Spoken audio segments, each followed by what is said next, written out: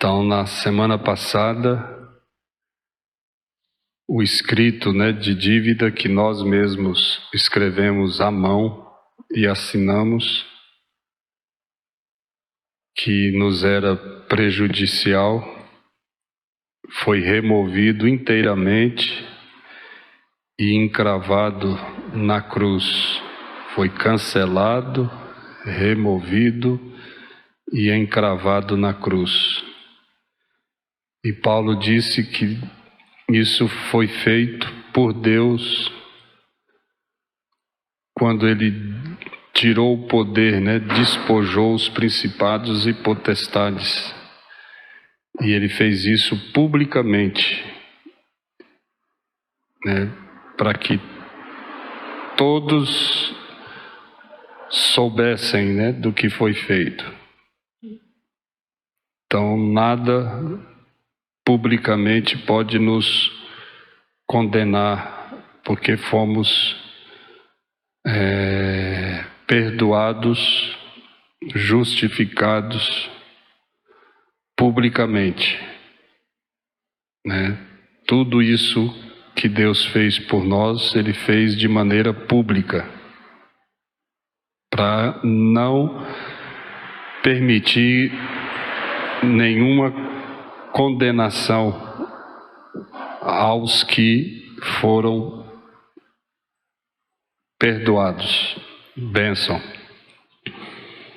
E aí no verso 16, que é o assunto de hoje, Paulo diz: ninguém, pois, vos julgue por causa de comida e bebida, ou dia de festa, ou lua nova, ou sábados, porque tudo isso tem sido sombra das coisas que haviam de vir, porém o corpo é de Cristo. Então,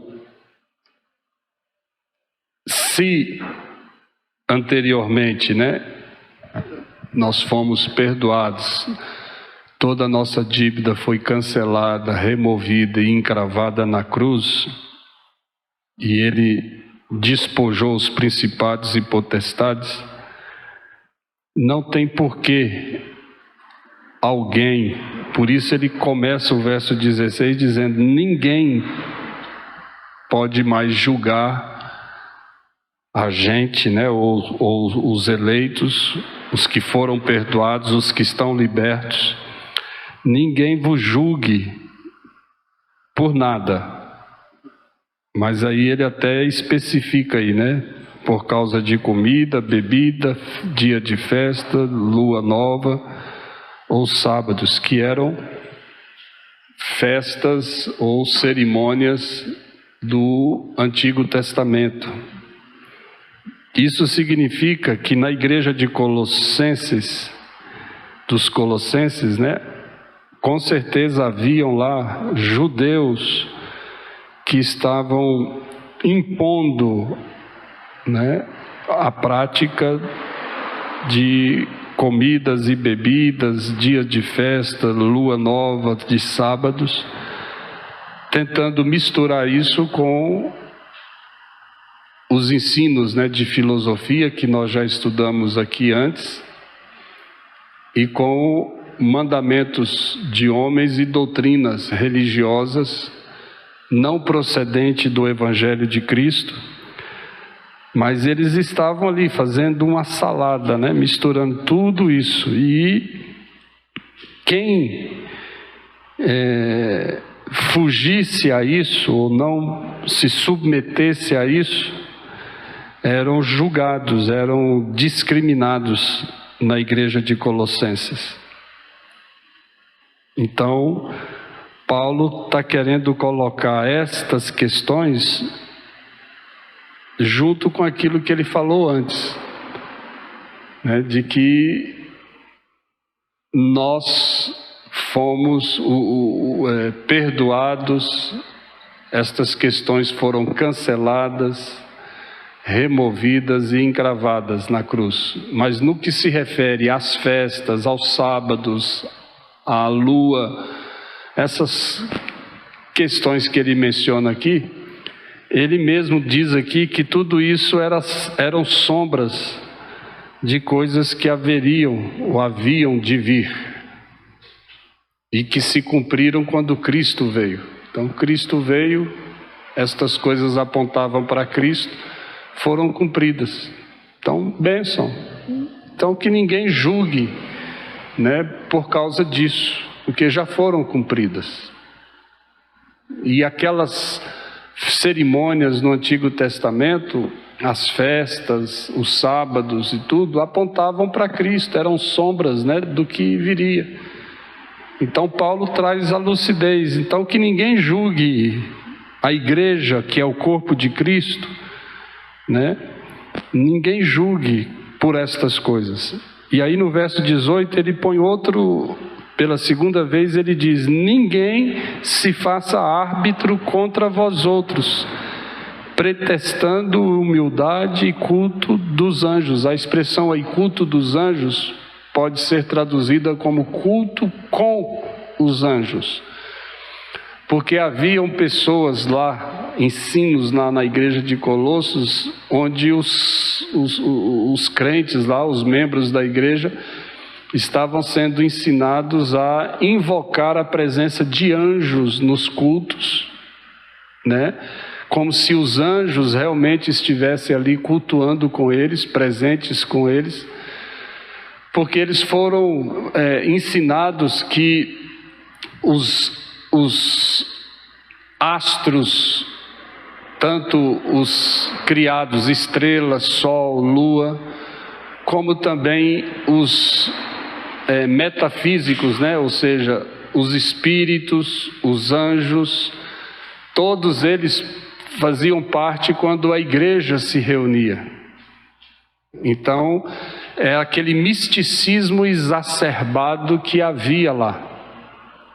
E Paulo, então, faz questão de colocar este assunto aqui para dizer que eles não deveriam se deixar, né, sofrerem condução, deles serem conduzidos por pessoas que se colocariam no meio deles como árbitros, dizendo o que eles deveriam, não deveriam, poderiam, não poderiam fazer, nos cultos, nos ajuntamentos deles, né? Então, e olha como é que ele diz aí: pessoas que se fazem árbitro contra vocês, pretextando humildade, né, com pretexto de passar uma imagem de pessoas humildes, e que o ensino deles era de humildade e também de culto aos anjos, baseando-se em visões, enfadoado, sem motivo algum, na sua mente carnal, e não retendo a cabeça, que é Cristo. Olha aí, já pensou? Pessoas desse nível fazendo essa bagunça toda e se colocando no relacionamento com a igreja como pessoas, como juízes, como árbitros, como pessoas com autoridade para dizer o que é certo, o que é errado, o que pode e o que não pode, né? É muito estranho, né? A gente vê uma igreja naquela época, há milhares de anos atrás, no início, né, da história da igreja, do cristianismo ali, de Cristo com o seu povo, e já com desvios tão grandes e com sincretismo tão forte, né, e com práticas e ensinamentos tão assim agressivos ao evangelho como a igreja aqui de Colossos, a ponto de Paulo precisar escrever e tocar nestes assuntos e trazer à tona estes assuntos tão fortes, né, naquela época. E o mais triste ainda é que hoje nós vemos a continuidade destes problemas levantados por Paulo nas igrejas de hoje, sem nenhuma diferença, né? Nós vemos que tudo isso continua acontecendo, sempre esteve no meio da igreja e continua. né? E se continuar desse jeito, parece que vai ser assim até a volta de Cristo. A gente vai estar lidando com essa situação o tempo todo, né? E aí, ainda, né, no verso 19, ele diz: não retendo a cabeça, da qual todo o corpo, que é a igreja, né? Aí ele põe aí duas situações, né? Todo o corpo suprido, e a nossa tradução aí não foi fiel à língua grega, porque escreveu aí, né? Da qual todo o corpo suprido, sendo que na língua grega aí tem uma voz passiva. Então seria um particípio na voz passiva. Então seria a melhor tradução, seria todo o corpo sendo completamente suprido. Aqui pôs só suprido, que não é uma boa tradução. A que mais se aproxima do original grego seria sendo completamente suprido. E a outra expressão, e bem vinculado, também seria sendo unido. Aí ficaria até meio redundante, né? Sendo unido e colocado bem junto. Seria a melhor tradução. Sendo unido bem junto, né? Eu não sei, no português não fica legal, né? Sendo unido bem junto. Mas a ideia aí é de...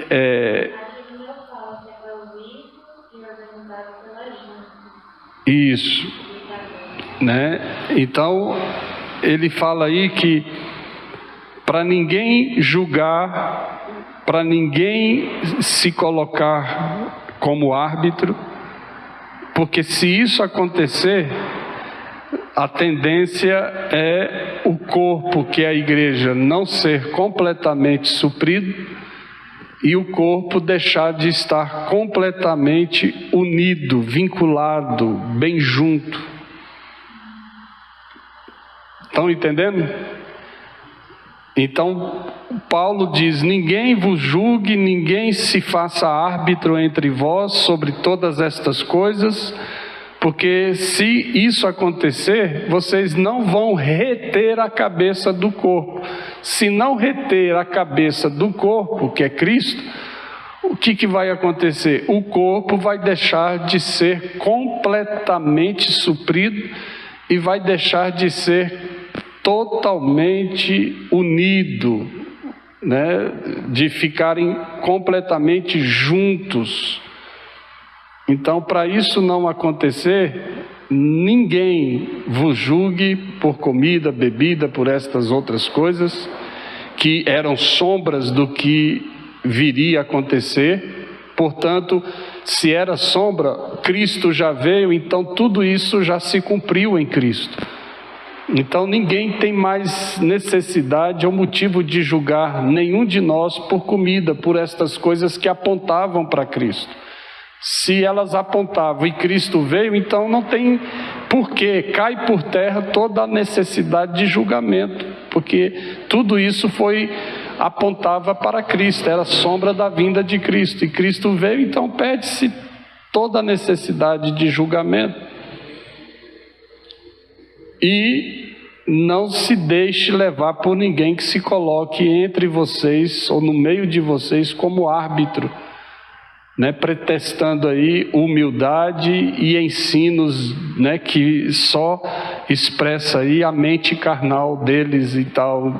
Então não se deixe levar por estas coisas, porque se isso acontecer, vocês vão estar, como ele diz aí, não retendo a cabeça.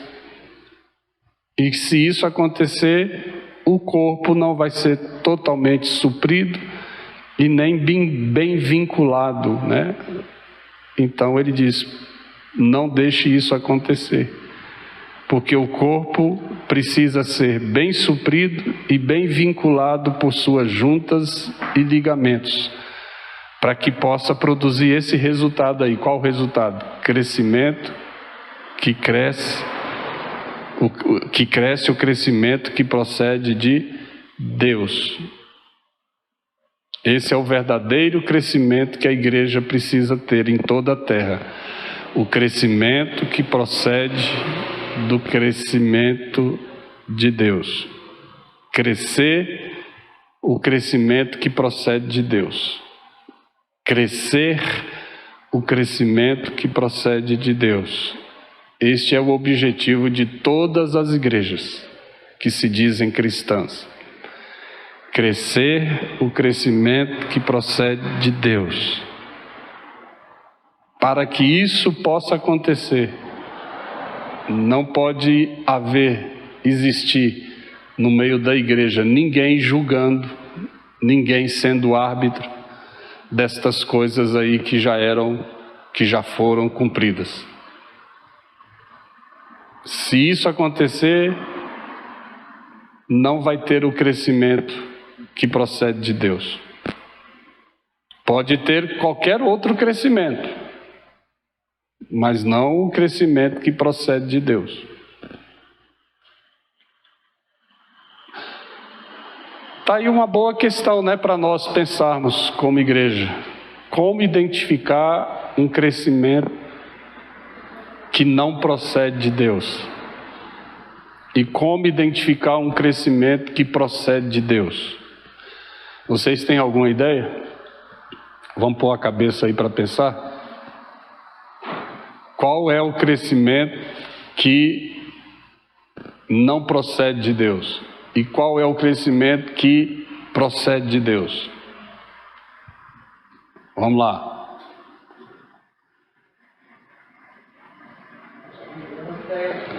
Só da gente ter estudado o primeiro capítulo de Colossenses e termos chegado até aqui no verso 16, já tem, vocês que estão estudando conosco, vocês já têm como responder essa pergunta. Vamos lá? O que vocês pensam? Todo crescimento fora da identidade de Cristo é um crescimento forjado pelo legalismo, pela toda essa artimanha, dessa tentativa de julgar a religiosidade dos outros. Sim, um crescimento que não respeita a identidade de Cristo e tal, tá ok, mas você pode dizer isso de outra forma que fica até mais clara no primeiro e no segundo capítulo de Colossenses que estamos estudando. Quais são as evidências de um crescimento que não procede de Deus, que acontece nas igrejas? Pode acontecer nas igrejas, mas este crescimento indica, confirma que não procede de Deus. Sincretismo, você falou bem.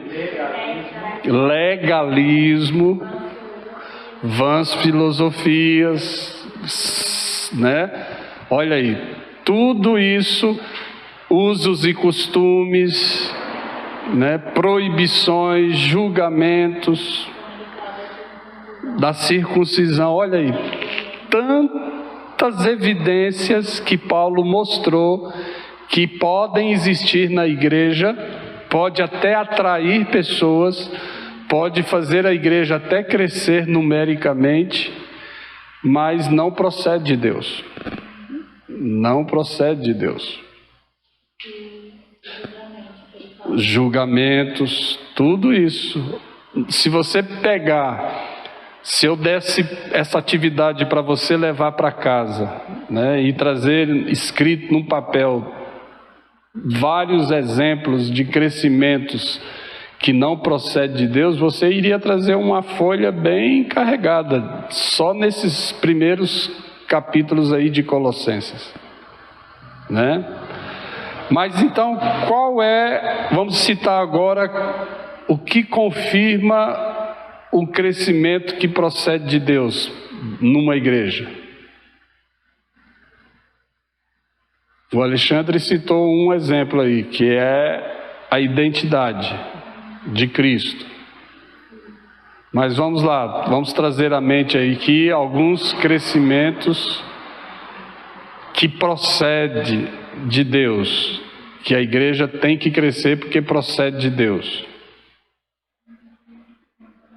Vamos lá?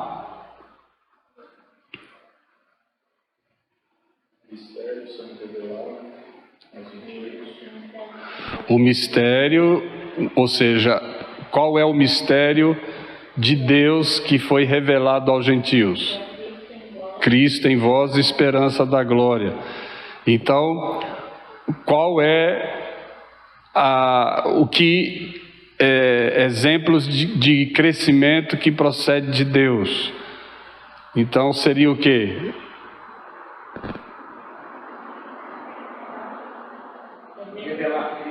Revelar Cristo.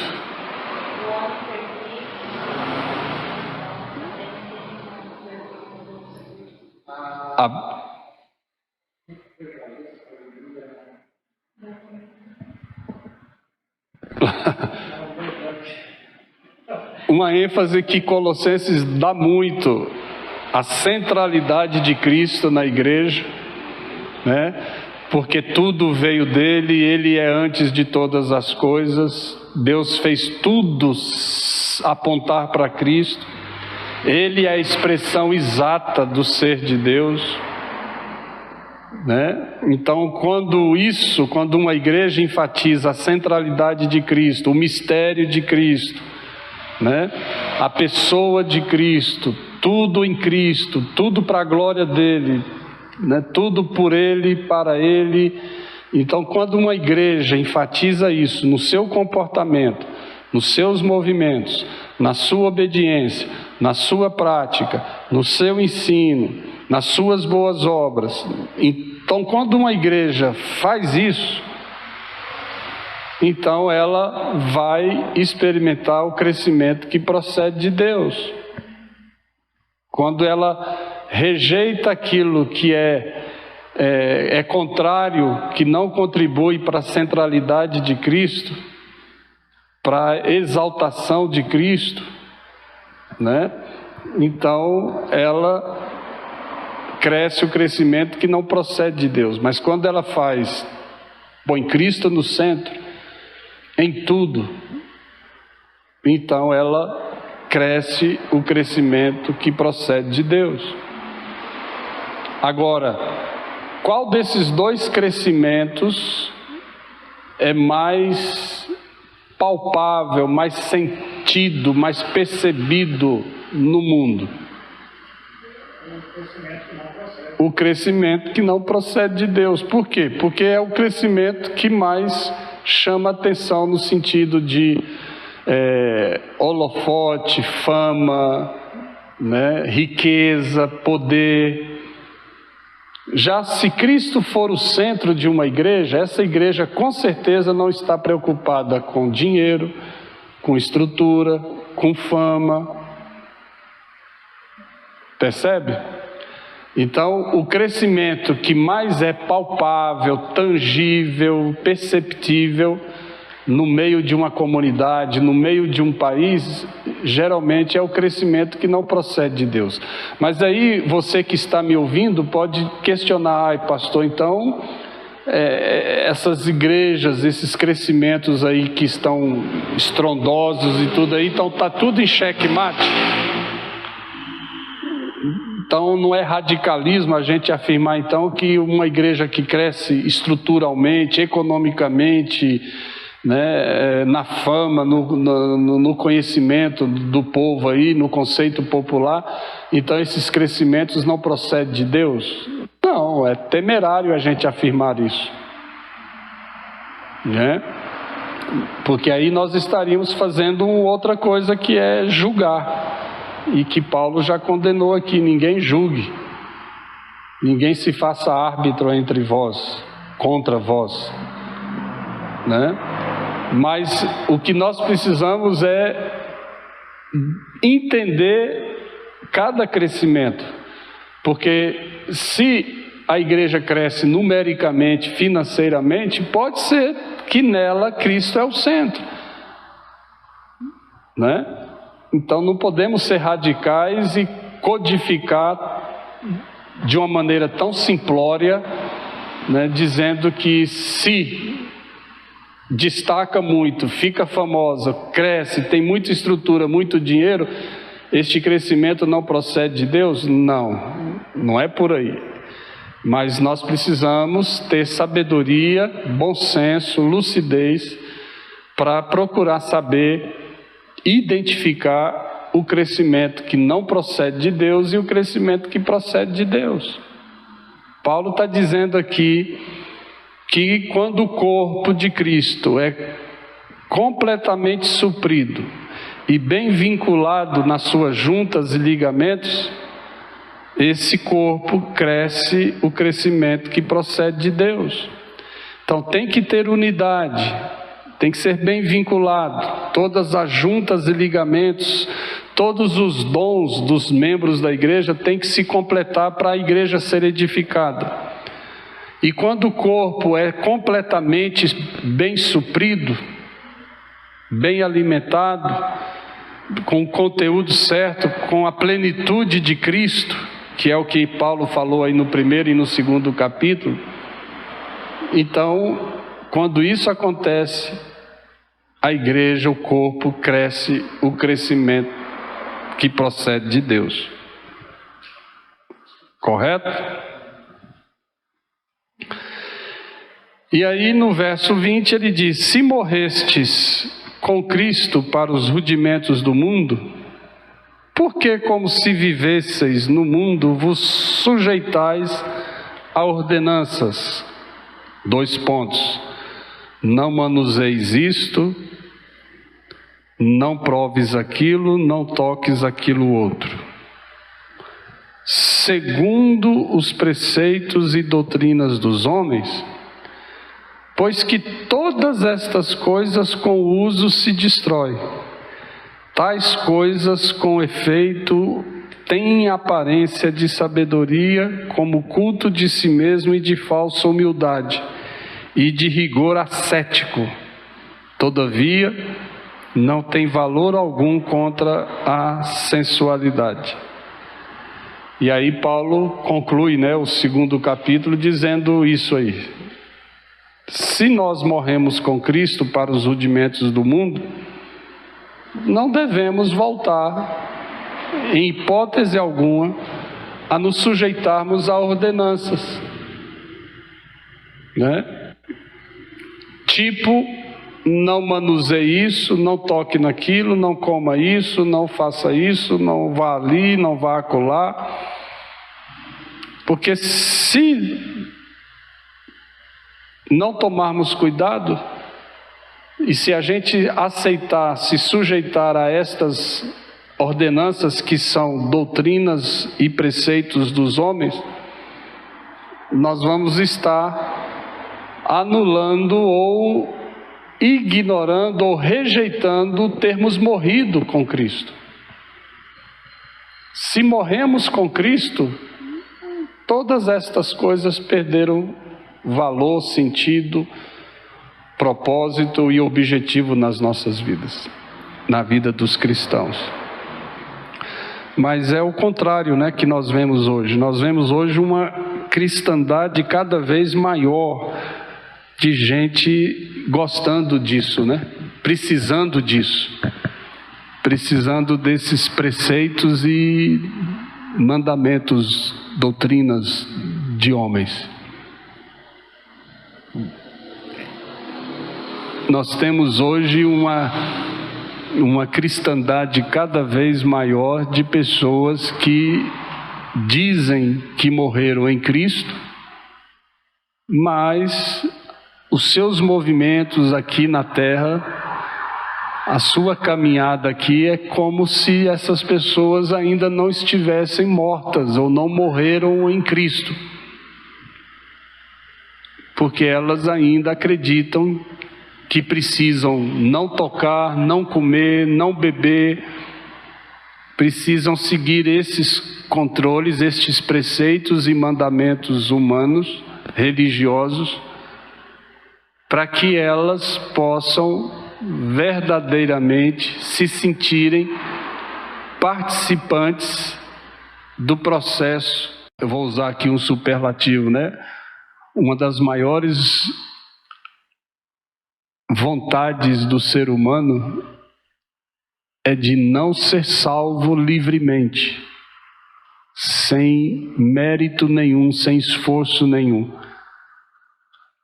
A maior vontade do ser humano é dele se salvar, dele se purificar, dele se santificar, dele se safar, né, do pecado, da maldição, da condenação.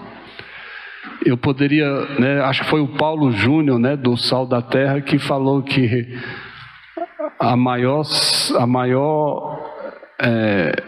tirada do ser humano, do crente, do cristão, do religioso, é dele não se ver salvo por Cristo, mas dele se considerar safado, né, de ser um safado por se achar merecedor de ter se safado, né, escapulido da condenação. E é por aí.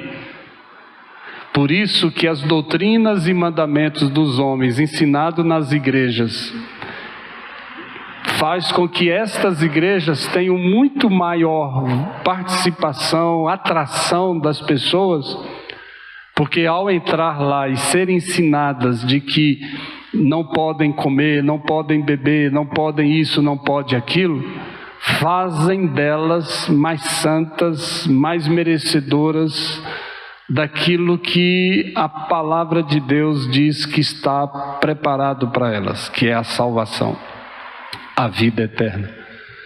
Elas não querem receber de graça, elas querem conquistar, né? Elas sentem mais, como se diz, aquele velho ditado popular: o que é dado não é valorizado, mas se você paga alguma coisa por ele, você se acha dono, você acha que tem mais valor, mais participação. Isso é tão forte no ser humano, em todos os lugares da terra, que Paulo identifica isso nas suas cartas, e aqui em Colossenses ele está dizendo isso, né?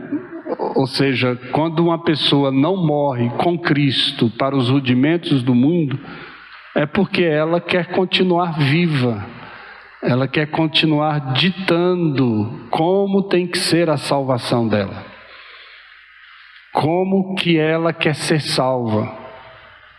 Porque se você morrer com Cristo, olha o que ele diz aí, está escrito na sua Bíblia aí, ó, no verso 20 ele diz: se morrestes com Cristo para os rudimentos do mundo. Não é você morrer para os rudimentos do mundo, é você morrer com Cristo para os rudimentos do mundo.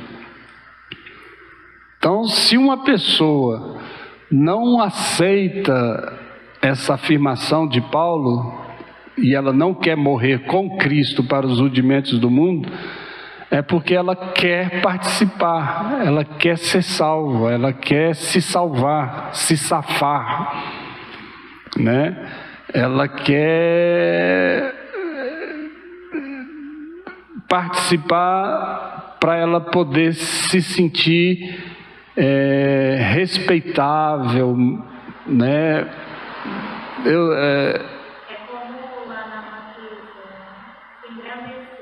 Se engrandecer, de poder dizer no final de tudo: olha, eu fiz também por merecer, né, ser salva, ou para chegar aqui na vida eterna, para chegar aqui no céu. Então, por isso julgar o outro, é porque é a sensação de que eu sou melhor.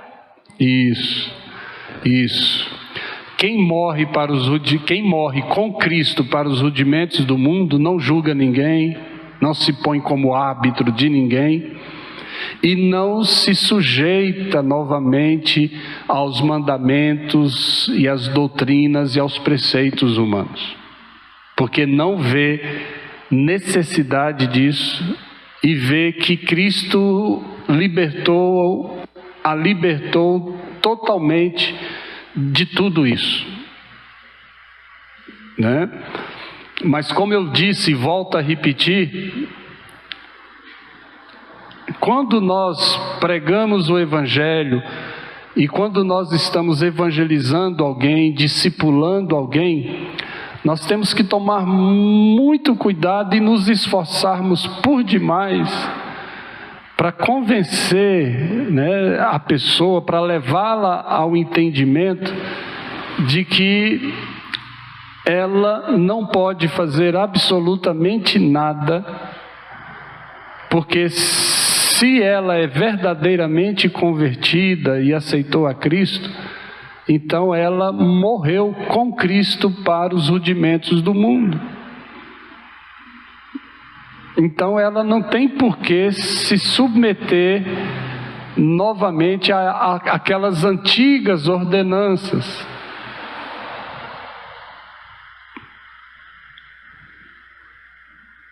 Só que isso não é feito em todos os lugares, em todas as igrejas. Tem igrejas e doutrinas e teologias que as pessoas vão lá e vão encontrar lá, nessas teologias, nestes ensinos, algo que vai reforçar o que ela já está fazendo de errado. E é complicado, porque depois fica cada vez mais difícil tirar isso dessas pessoas e trazê-las ao Evangelho puro, simples, profundo do reino de Deus. Porque elas já foram completamente afetadas por isso. É o que Paulo está aqui lidando na igreja, né, com a igreja de Colossenses. Então Paulo diz aqui com bastante clareza, né? Olha, se vocês morreram com Cristo para os rudimentos do mundo, por que, como se vivesseis no mundo, vos sujeitais a ordenanças? Não manuseis isto, não proves aquilo, não toques naquilo outro, segundo os preceitos e doutrina dos homens. Para com isso, deixa. Pois que todas estas coisas, né, e eu pus aqui no quadro, né, todas estas coisas com o uso se destroem. Então por que você vai investir naquilo que com o uso se destrói? Olha aí. É perda de tempo. É um zelo vazio, fútil.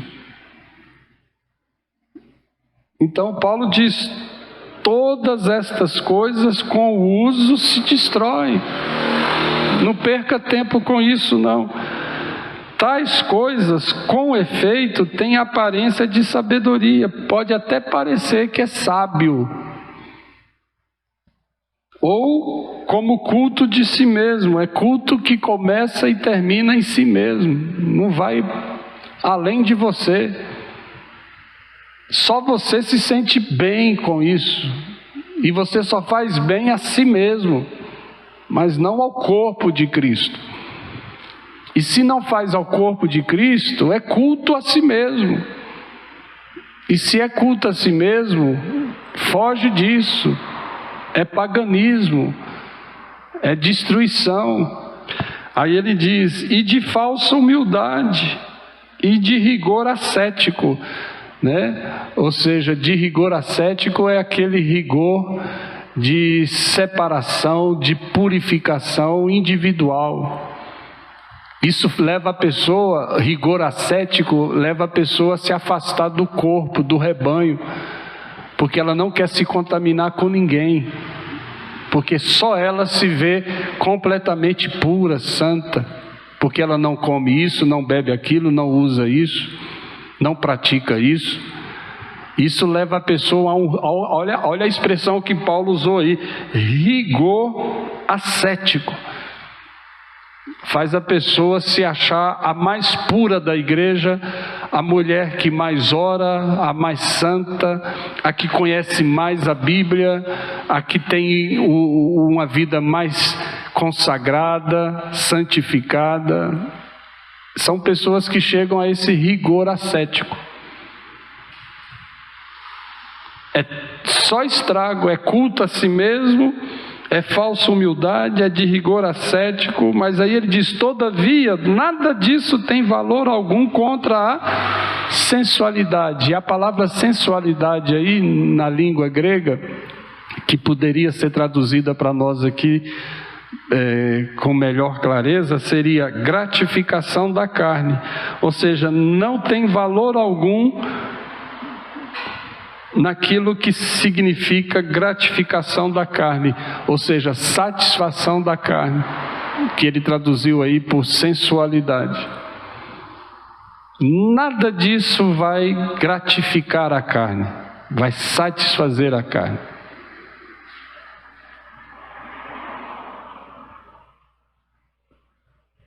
Porque a carne nunca é verdadeiramente satisfeita, ou definitivamente satisfeita. Então nada disso vai completar a gratificação da carne, a sensualidade da carne. Uma pessoa que tenta alimentar e satisfazer a carne, ela tem que fazer isso ad infinito. Ela faz hoje, se satisfez um pouquinho hoje, mas amanhã ela volta a querer satisfazer. É vício, é totalmente dependência. Sensualidade é gratificação da carne, é alimentar a carne, mas ela nunca se satisfaz completamente. Então Paulo está dizendo: olha, não vai por esse caminho não, de considerar todas as coisas assim, e não come isso, não manuseia aquilo. Para com isso, não caia nesses rudimentos do mundo não, para o qual vocês morreram com Cristo. Não se submetam aos mandamentos dos homens novamente. Fuja disso, porque se vocês entrarem nesse caminho, vocês vão quebrar a cara, porque vocês nunca gratificarão a carne completamente. Estão entendendo ou não? O que foi que ele disse lá no versículo, olha lá, o que foi que ele disse lá no versículo 19? Qual a diferença do versículo 19 para o versículo 23? Vamos ver se vocês aí que estão comigo aqui são espertos. Leia o versículo 19 e leia o versículo 23 e diz aí qual é a contradição, qual é a diferença de um para com o outro. Vamos ver se você é um bom aluno de teologia. Isso aí seria uma boa questão numa prova, né, num seminário.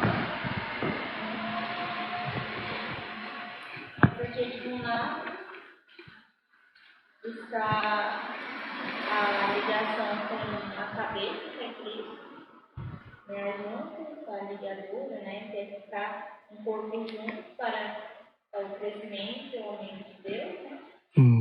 E do outro lado está o oposto. Qual é o oposto? Como se fala, suprir a carne, ao invés de suprir as necessidades do reino de Deus.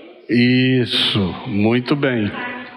Isso, então a diferença está no verso 19, ele diz aí que quando se retém a cabeça, que é Cristo, todo o corpo é suprido, é totalmente suprido. Totalmente suprido é diferente da sensualidade lá do verso 23, quando ela nunca poderá ser totalmente suprida.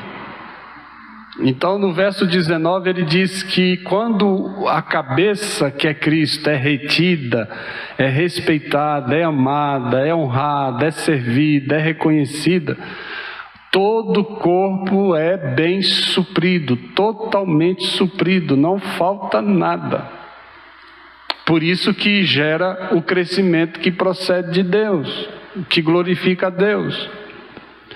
Mas quando você não morre com Cristo para os rudimentos do mundo e se deixa levar por todas as coisas e se submete aos mandamentos dos homens, às doutrinas e preceitos dos homens, você vai alimentar a vaidade, a sensualidade. a carne. Só que você nunca vai gratificar completamente a carne. É um saco sem fundo, né? Um buraco sem fundo. Nunca, nunca, nunca, nunca você vai suprir verdadeiramente, definitivamente as necessidades da carne. É verdade ou mentira isso? No dia a dia. Quantas pessoas estão aí lutando para satisfazer a carne, os viciados, os que estão aí seguindo mandamentos e doutrinas humanas? Elas conseguem verdadeiramente ficarem completamente, definitivamente satisfeitas na carne, praticando aqueles ensinos, aquelas doutrinas, aqueles usos e costumes? Não conseguem. Elas ficam escravas daquilo o tempo todo. Até quando os filhos como viciados em assim, eles falam, qualquer dia eu posso parar. Não para. E a única maneira que eles encontram para ficarem livres disso é o suicídio, que é um engano para tentar resolver um conflito carnal ali. Mas agora, e aquela pessoa que retém a cabeça que é Cristo e que morre com Cristo para os rudimentos do mundo e que não se deixa julgar por ninguém, que não deixa ninguém se colocar de árbitro contra eles, daqueles que não se sujeita aos mandamentos e doutrinas e preceitos humanos, essas pessoas que retêm a cabeça que é Cristo, né? E que faz de tudo para provar do crescimento que procede de Deus e tal, como nós falamos aqui hoje. Como é que essa pessoa vive? Completamente satisfeita, em paz, plena, porque ela morreu e reconhece que morreu com Cristo para os rudimentos do mundo. É muito diferente. Vocês conseguem entender o que está sendo falado aqui por Paulo? Eu estou entendendo com muita clareza. Você ia falar? Não, só ia perguntar, porque a maioria das pessoas que vivem com esses rudimentos e controles, como vocês falaram, a maioria das igrejas tem grande crescimento, talvez sejam de pessoas assim, que gostam desse tipo de controle. Eu poderia afirmar que essas pessoas, elas estão... essa ação delas combina com a natureza pecaminosa dela, que é nossa, assim, seria o caminho mais fácil. Seguir esses... Sim, só que vocês precisam lembrar que tem aqui o auditório, para quem essa palavra, essa carta de Paulo aqui aos Colossenses está sendo destinada, são aos santos e fiéis. Mas esses santos e fiéis estavam aonde? Dentro de uma igreja que tem uma representatividade aqui na terra. Então presta bem atenção, essa carta aqui, ela é lida, ensinada, ela é levada ao conhecimento de uma igreja visível, mas para alcançar dentro dessa igreja visível, a igreja invisível. Então, dentro da igreja visível, tem eleitos e não eleitos, crentes e não crentes, pessoas que morreram com Cristo para os rudimentos do mundo e pessoas que não aceitam morrer para os rudimentos do mundo. Então, esta palavra aqui, ela é destinada a uma igreja visível que vai ter acesso a ela, mas ela vai ser eficaz, essa carta só vai ser eficaz na vida da igreja invisível dos eleitos, dos verdadeiros nascidos de novo, que estão dentro da igreja visível. Só que nós só sabemos de nós. Só eu aqui posso dizer que eu, Labieno, por mim, para mim, pela convicção que o Espírito do Senhor me dá, eu faço parte da igreja invisível. Mas me localizo, me pontuo, me movimento na igreja visível. E eu não posso responder pelos outros. Então, os membros da igreja visível, como o Augusto falou aqui, estes, muitos deles, na igreja visível, têm a sua natureza corrompida, ainda é pecador, é gentil. Alguns destes podem estar dentro da igreja visível, mas estão num processo aí de salvação, de libertação, de novo nascimento, de conversão. Alguns passam por esse processo e respondem rapidamente, outros vão demorar muito tempo para responder, né? Então a gente vai lidar com todo esse tipo de pessoas dentro da igreja visível. Então, dentro da igreja visível, a gente tem lá crentes que nasceram de novo e que responderam rapidamente e, portanto, eles entendem que morreram com Cristo para os rudimentos do mundo e não se deixam levar por julgamentos, por mandamentos e preceitos humanos e tudo, e que estão crescendo, o crescimento que procede de Deus. Mas a gente vai estar lá no meio da igreja visível também, um bando de pessoas que não se converteram e não vão se converter, mas estão lá e que não morreram e que continuam cedendo aos homens e tudo, e estão fazendo proselitismo, estão levando muita gente no mesmo caminho, nas mesmas direções, e a gente tem que lutar o tempo todo com essa turma aí. É gente que estão semeando sincretismo, preceitos humanos, usos e costumes, mandamentos de homens, e estão lá fazendo isso. E é por isso que Paulo aqui está escrevendo para essa igreja. E é claro que o alvo do apóstolo Paulo são os santos fiéis, que ele diz lá no capítulo 1, no início. Mas, com certeza, ele sabe que tem ali um bando de gente dentro da igreja visível de Colossenses que só são membros mesmo da igreja visível, não da invisível. Tem muitos pastores que são pastores da igreja visível, mas não são pastores da igreja invisível, né? Então tem muita gente que é líder na igreja visível, mas na igreja invisível eles não estão arrolados. Então tem muita gente assim.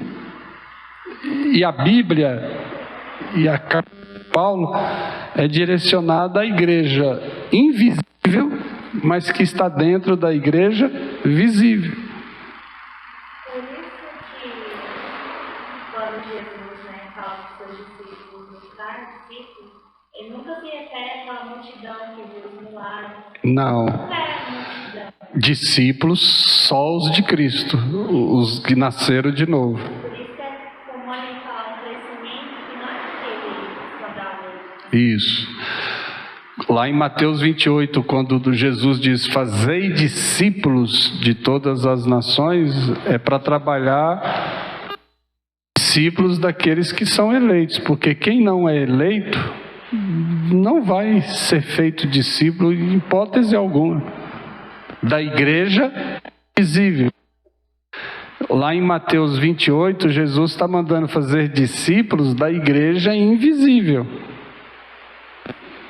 Porque Porque não dá para fazer discípulos verdadeiros da igreja visível, porque da igreja visível nós vamos ter lá lobos e ovelhas. Na igreja visível só aceitarão ser discípulos verdadeiros as ovelhas. Os lobos podem fingir, mas nós nunca vamos fazê-los verdadeiramente discípulos, porque eles nunca vão morrer com Cristo para os rudimentos do mundo. Amém? Bênção? Alguma pergunta, algum comentário? Então vamos concluir, graças a Deus, concluímos o capítulo 2, e aí na próxima segunda vamos começar o capítulo 3, bênção, né? Olha o que ele diz lá no capítulo 3, no verso 2, que nós vamos tratar na próxima segunda-feira. Pensai nas coisas lá do alto, não nas que são aqui da terra, porque morreste, e a vossa vida está oculta juntamente com Cristo em Deus. Uau, vai ser muito joia, né? Como é que nós podemos viver aqui nesse mundo com os dois pés nessa terra, mas com o pensamento lá no alto? Como? Que seres nós somos ou seremos aqui na terra? Então, o que vamos tratar na próxima segunda está muito amarrado e ligado com o que estávamos falando aqui agora, né? Pensai nas coisas lá do alto, não nas que são aqui da terra de baixo. Amém?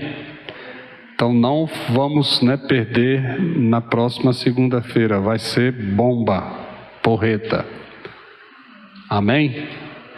Muito bom. Então vamos orar, pedindo ao Senhor que guarde, essa palavra de hoje, que ninguém nos julgue, que ninguém se ponha como árbitro entre nós, e que a gente, possa reter a cabeça que é Cristo, para que todo o corpo seja completamente suprido e bem ajustado, bem vinculado, para provar do crescimento que procede de Deus. E quando isso acontece, confirma que nós morremos com Cristo para os rudimentos do mundo, portanto não aceitamos nada, nenhuma coisa, que possa vir dos mandamentos dos homens e dos preceitos dos homens, porque se fizermos isso, nós vamos estar alimentando a nossa sensualidade da carne, gratificando a nossa carne, e nós não queremos isso, porque nós queremos ver o corpo de Cristo bem, completamente suprido. Amém? Bênção? Então a Alice, vai orar conosco, porque ela ficou com os olhos bem abertos hoje e deu prova e testemunho evidente que ela estava entendendo e participando, Então ela vai orar, E nós vamos dizer amém com a oração da Alice. Pega o microfone aqui e vamos orar com ela. Senhor Deus, obrigado por esta noite, por este estudo que chegou até nós aqui presentes e também aqueles que estão assistindo, Senhor. Obrigado que esse estudo venha realmente realizar esses frutos em nossa mente, em nosso coração, Pai, e venha gerar propósito tanto em nós como aqueles que estão assistindo pelo celular, pelo YouTube, Pai. E que ele venha alcançar mais e mais pessoas, porque a tua palavra, Pai, é para crescimento do teu corpo, Pai, da tua igreja. E então, Pai, que ele seja realmente edificado em nós e venha todo dia, semanalmente, Pai, trago em nossa memória. Que o Teu Espírito possa nos auxiliar nessa caminhada, Pai, em que a gratificação não é da nossa carne, não é nossa, Pai, mas totalmente do Senhor Jesus, Pai. Muito obrigado por esta noite. Nós só temos que agradecer a Tua graça.